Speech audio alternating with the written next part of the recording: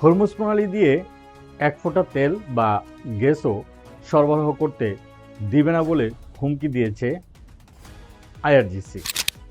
IRGC বলছে, যুক্তরাষ্ট্র যতদিন ইরানে তাদের হামলা অব্যাহত রাখবে ততদিন পর্যন্ত তারা এক ফোঁটাও তেল বা গ্যাস এই হরমুজ প্রণালী দিয়ে সরবরাহ করতে দিবে না।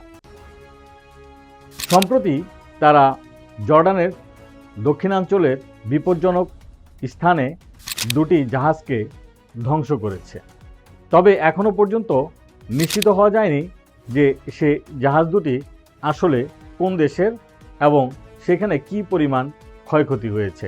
যুক্তরাষ্ট্র যেহেতু সমঝোতা চুক্তির লঙ্ঘন করেছে এবং একের পর এক ইরানে হামলা চালিয়ে যাচ্ছে, সেক্ষেত্রে তারা নতুন করে আর আলোচনার কোনো পথ দেখছেন না। তাই হরমুজ প্রণালীকে তারা পুরোপুরি বন্ধ করে দিতে চান।